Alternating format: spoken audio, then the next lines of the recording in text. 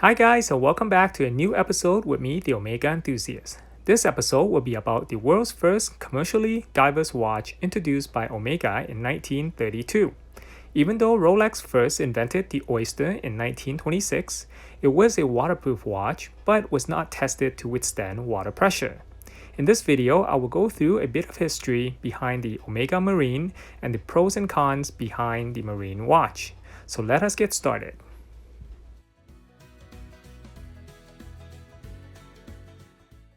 Omega launched two different marine case models in the 1930s under the case model CK679 and CK680. They came in faux steel, solid 14K gold, and in solid 18K gold. The dials and hands may and may not come with luminous feature. Omega reissued a CK679 version of the Marine as part of their museum collection in 2007. The Marine was sold with a genuine leather strap that came with a unique adjustable clasp that sits on the wrist comfortably. A marine collector will say to locate the original strap and buckle is more difficult than to obtain the watch. To avoid copyright violation concerning Rolex patent for the Oyster, Omega had to innovate a completely new case design for the Marine models, which I will show you how the Marine case is designed shortly in this video. In 1936, the Marine was successfully tested in Lake Geneva at a depth of 73 meters, and only a year later, in 1937, it was officially certified by the Swiss Laboratory for Horologies to endure a depth of 135 meters, making the Omega Marine the watch of choice for many pioneer divers of that era. The easiest way to differentiate the two Marines apart is by comparing the case lugs.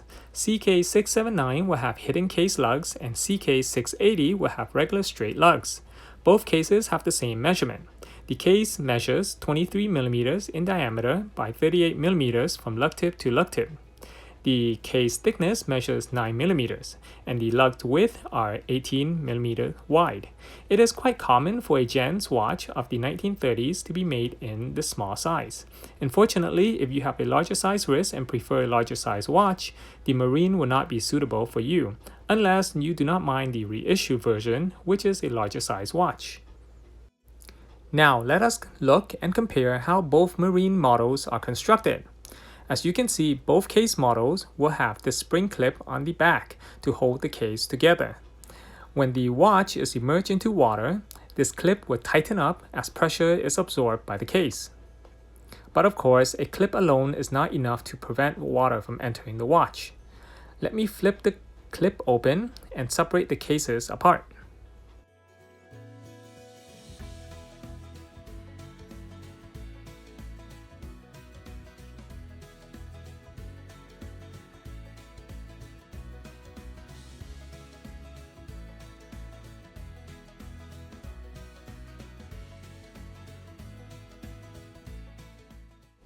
So the half, which holds the movement and dial originally came with a leather gasket inside here to prevent moisture from entering the watch. The winding crown is located below the 6 o'clock and will be hidden inside the case once you attach both cases back together. This will also give you a peace of mind with regards to moisture entering the case tube if the crown was exposed. The other thing that I would like to point out is there are two crystals on this watch. This is another reason how a near 90-year-old watch dial remains in such great condition after all these years.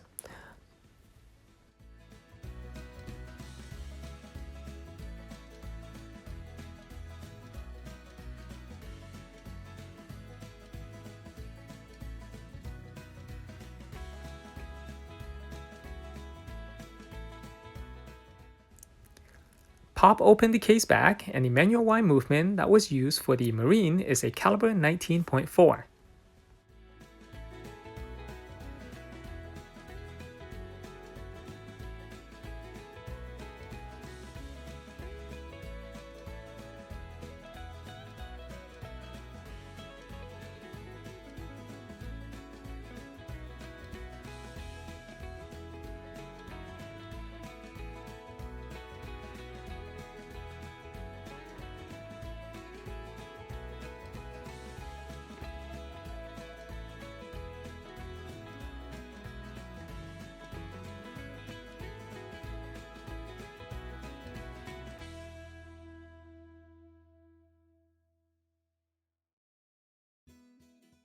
There are a few things that I would like to point out and mention before you buy an Omega Marine watch.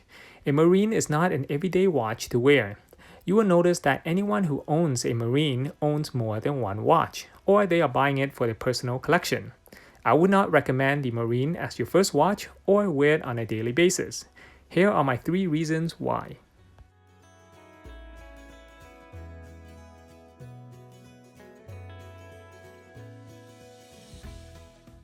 Number 1, you will need to flip the clip open every single day to separate the cases apart in order to hand wind the movement.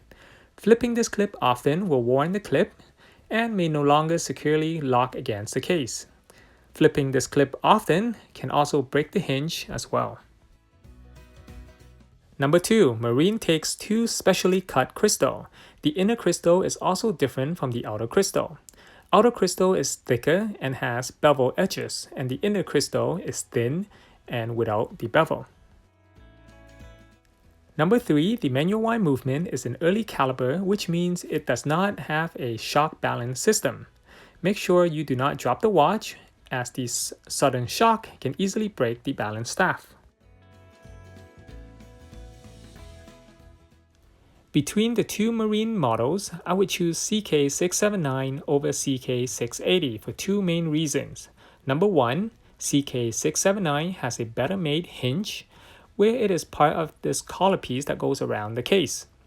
The hinge on a CK680 is a thin piece of metal soldered against the case.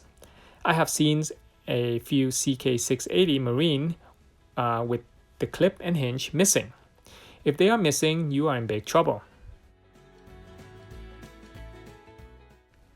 Number 2, CK680 has wire-type lugs, which will require special-made strap or NATO-type strap to fit. So there are not many strap choices that can fit onto a CK680 model.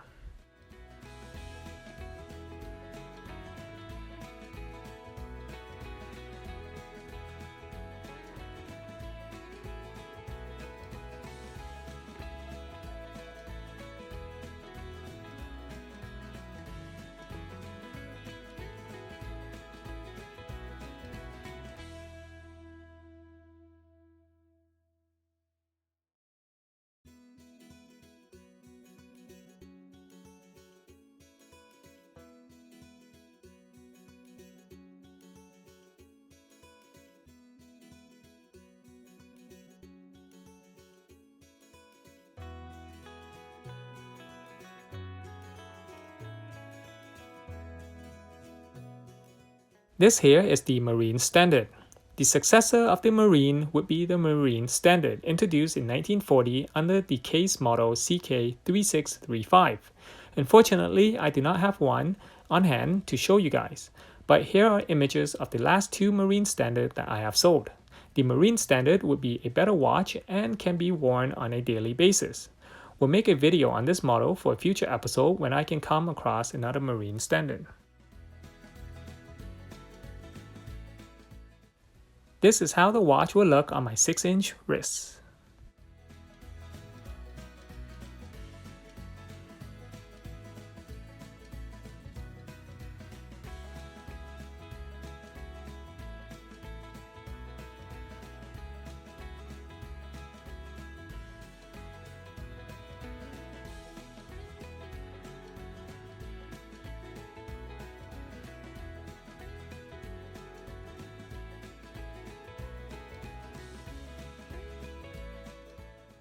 That's the end of this video. If you guys enjoy watching it, please support the channel by hitting on that thumbs up button below, and do not forget to subscribe so you won't miss out on any of my future episodes. You can also support my work on Patreon. If you have any comment or question, please leave them in the comment section below. My website and Instagram links are in the description box below. Thank you for watching, and I'll see you guys in the next video.